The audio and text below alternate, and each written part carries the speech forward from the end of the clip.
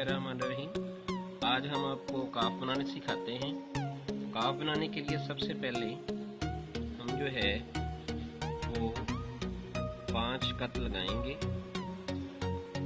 5 कत लगाने के बाद इनको हम अल्फ की तरह से आपस में मिला देंगे। फिर जो है हम मज़ीद इस तरफ को जो है 3 कत लगाएंगे और इनको जो है यहाँ से बे की मानिंद जो है वो आपस में मिला देंगे और यहाँ पर 45 के ज़ाविये से इसका ये हम सिरा खींचेंगे। इसकी लंबाई जो है वो तकरीबन होगी 4 कत के बराबर और इसकी लंबाई जो है वो है तकरीबन 5 कत के बराबर और ये 3 कत के बराबर। अब एक दूसरी किस्म का काफ है जिसमें इसके अल्फ की जो लंबाई होती है वो होती है 3 कत के बराबर।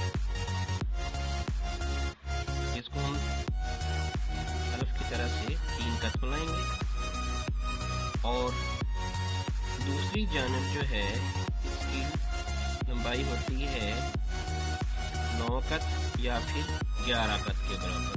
तो हमने कत लगा लिए 1 2 3 4 5 6 7 8 9 10 और ये 11।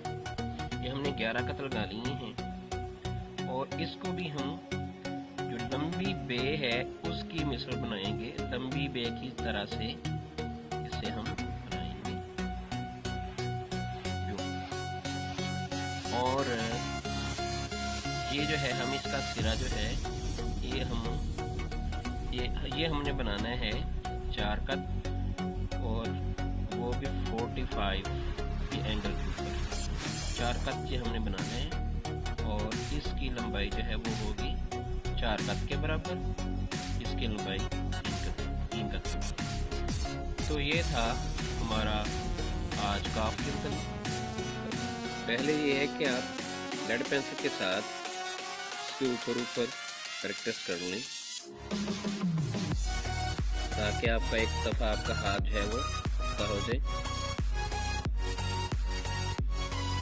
फर्स्ट टाइम जो है आप इसकी प्रैक्टिस पेंसिल के साथ करें ताकि अगर लफ्ज़ की बनावट ठीक नहीं है तो आप रेज करके उसको दोबारा से लिख लें।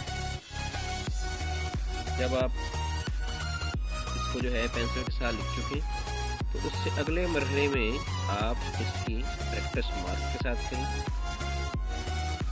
इसका जो फर्स्ट हिस्सा है, इसका पहला हिस्सा जो है वो आप बनाएंगे अलिफ की मानी बनाएंगे इतना हिस्सा और यहाँ से इसको आप इसका ये वाला हिस्सा बे की शिल्प का बनाएंगे और ये 45 के ज़ाविये के ऊपर यहाँ से आप इसका तिरछा जो है वो खत खींचेंगे।